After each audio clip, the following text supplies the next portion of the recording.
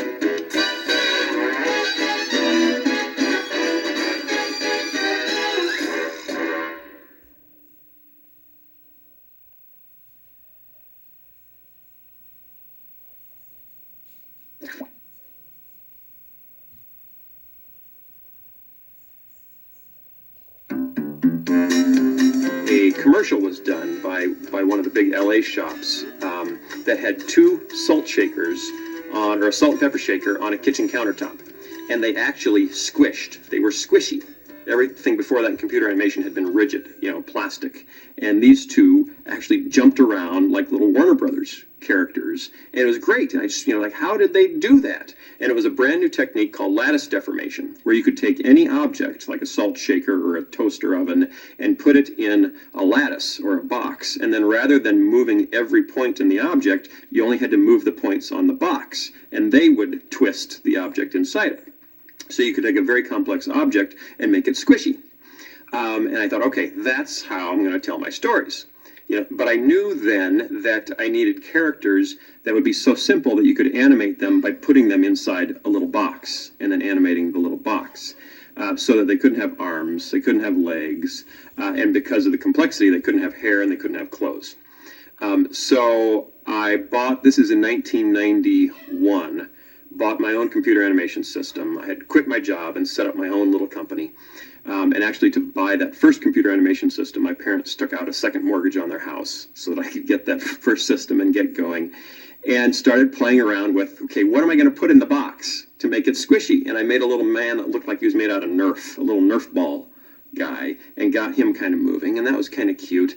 And then I started playing around with the candy bar, and I made a little chocolate candy bar, put kind of big goofy eyes on them, and the eyes, each eye was also in a little box. The eyes were really squishy, and that gave him his expressiveness, and then had this little candy bar bending around on the countertop. And I just gotten married, and my wife walked by our spare bedroom and saw the image on the screen and said, moms are going to be mad if you make the kids fall in love with candy bars. And I thought, good point.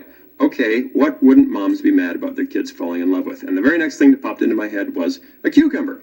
So I took the eyes off the candy bar, made a little cucumber, made him green, put the eyes on the cucumber, and then looked at him and thought, okay, he's kind of goofy, I think, so I'm going to give him one tooth and a big grin. And then just his expression would just like, oh, okay, I think I know how he would act. So I did a 12-second piece of animation that was on a tile kitchen countertop that actually looked a lot like that old TV commercial I'd seen with the salt and pepper shaker. And we pan down the countertop, and you see a bowl, a ceramic bowl, and all of a sudden this little cucumber sticks his head up over the edge of the bowl, hops up to the camera, and grins. Just pops this big, goofy, one-tooth grin. And when I played it for the first time, this little 10-second clip, I thought, he's alive. There's my character. Kids can relate to this guy. And also, I know what he'll do in different situations. If he gets stranded on a desert island, I know how he'll act. If he gets stuck in a runaway train, I know how he'll act. I can see his personality just through his face. But he was alone, and it was not good. And he was tall and skinny. So I thought, okay, he needs a sidekick who's short and round. And it's an Abbott and Costello or Laurel and Hardy thing. So I made a tomato. I thought, okay, cucumber and tomato, that's really cute. But I didn't want them, and I was thinking, what are we going to name them? What do you name these guys? Is it Cookie the cucumber and Tommy the tomato? I thought, no, that's way too cute. I don't want to do anything that cute. So I wanted really, really kind of regular names. And actually made a list on paper of what are all the really regular names we could come up with for these two guys, and settled on Bob the tomato and Larry the cucumber. The first thing I did was a 10-second clip of Larry, just to see if he would come to life and if he could engage and tell a story. And that worked great. I was hoping that would, help us fund the whole thing, but it didn't. So then I realized that we needed to do something longer. So Mike and I sat down and said, okay, we need to do like a, 2-minute film to really show that we can do this. So that was, the inspiration for the first short that really launched VeggieTales. All right. VeggieTales promo, take 38.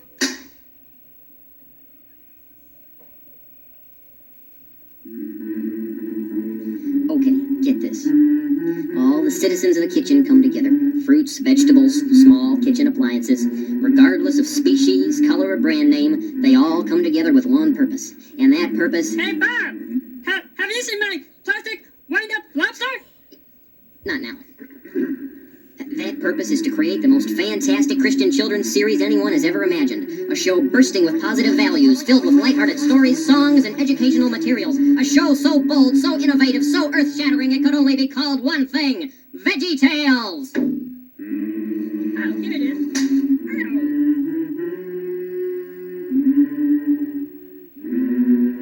Just a minute, not so fast. Before this nonsense goes any further, I just want everyone to know that I was against it from the start. Isn't that right, dear? That's right, he was. Yes, when that pickle came up to me, It's a cucumber.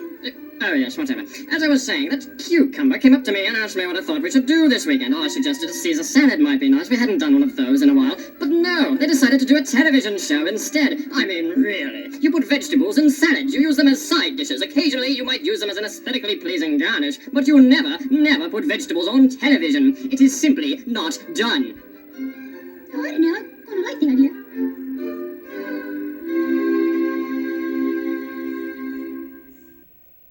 Hi everybody, Junior Asparagus here. I've got a fun activity for you and your family to try. It's called Helium Stick. What's a helium stick? Well, helium is what they put in balloons to make them float, and you just won't believe it, but you've got a helium stick in your house right now. And we're going to use it to play a fun game that shows how we need to trust God. Trusting God is important when you're scared, because if you trust that God will keep you safe and you believe that there's nothing God can't do, then you just can't be scared. To play this game, find a lightweight stick of some kind, like a yardstick or a tent pole, or you could roll up a piece of newspaper into a tight tube and tape it together. You could also use a broomstick, but that's actually a little on the heavy side. The more people you have for this game, the better, but you can play it with just 2 people if you want.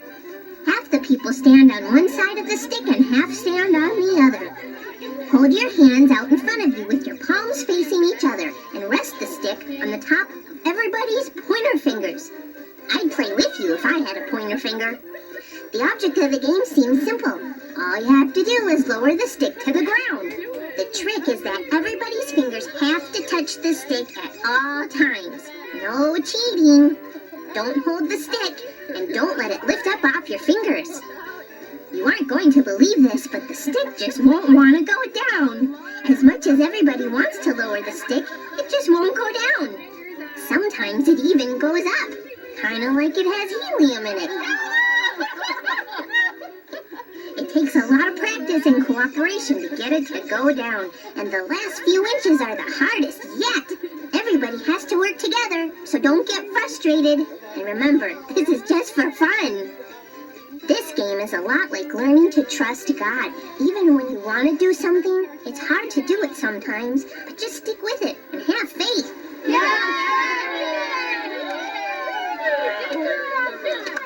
All right. Oh, that was fun, guys. What did we learn from that? Working together to lower that stick was hard, and sometimes trusting God is hard too. How can you work as a family so that everyone continues to trust in God? Does talking about God with your family help you understand Him better? Who are some people from the Bible that had to trust God? Well, I hope you learned something and had fun playing this game. This is Junior Asparagus, reminding you that God is the biggest and He's watching over you and me. Bye!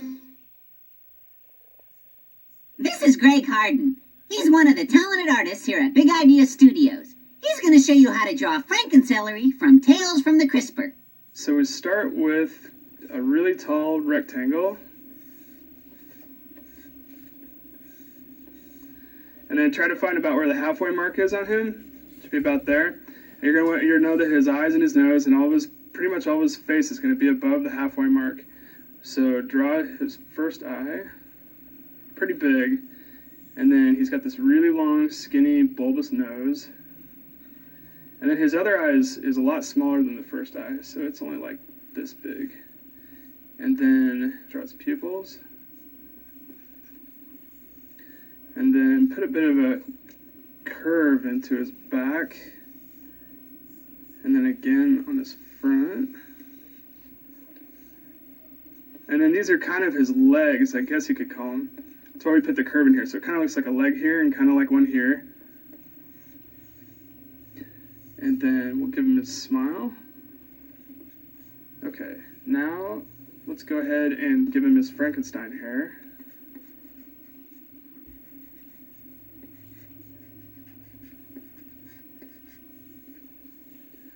And of course he's got to have his bolts.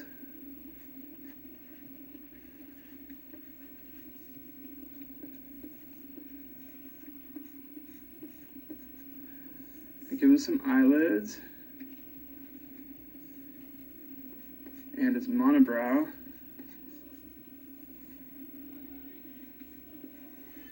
Okay, from here we can pretty much start coloring in.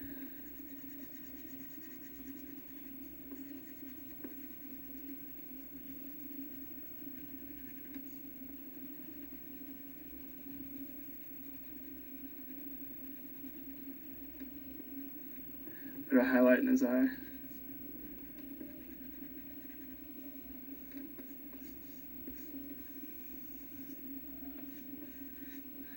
Erase the middle mark. It's not supposed to be there. And anywhere else you think you might want to get rid of. We got Frankencelery. Far, far away in the land of galoots, where the bigglebag trees bear their bigglebag fruits, and far lily bushes all blossom in yellow, and fimbuttle plants squirt snowberry jello.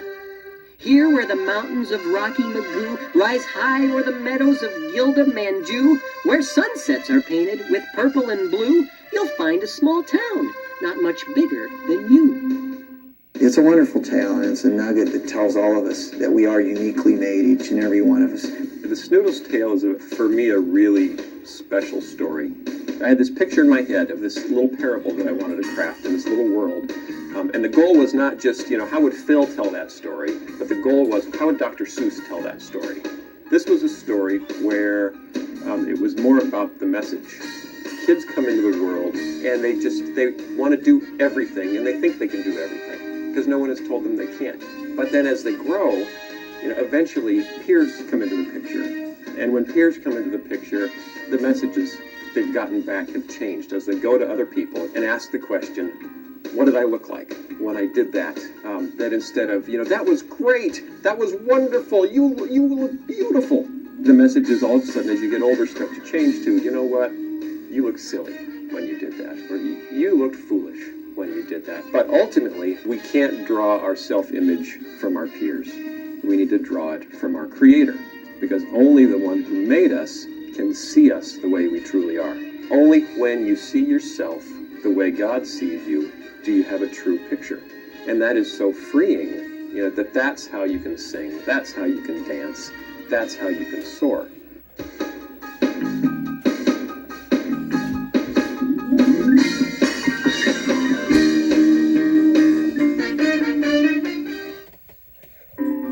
Right now, we're working on a really fun story. It's called The Sumo of the Opera. And it's basically if you took the Mikado and Rocky and maybe tossed in a little WWF.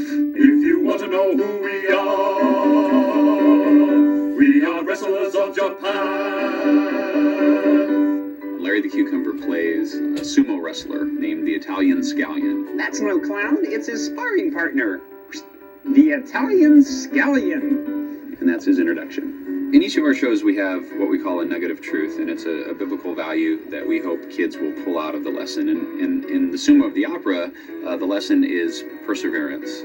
You never finish anything, unless it's a punchline. And there's actually 3 stories in this. The Sumo of the Opera is the main story, and then we have a little silent film called Going Up, which is kind of a takeoff on the Three Stooges. And then we have a completely new story, which is told in a segment, a new segment we have called Lutfi's Fanciful Flannelgraph. And Lutfi is a sock puppet that's done by Khalil, the caterpillar. And we've got all these 3 stories plus a silly song, Schoolhouse Polka. Larry has an accordion and a lesson to teach about vocabulary, but all done in polka style, so it's really kind of fun. It's hilarious, and you know, I think it's one of the best things we've ever done.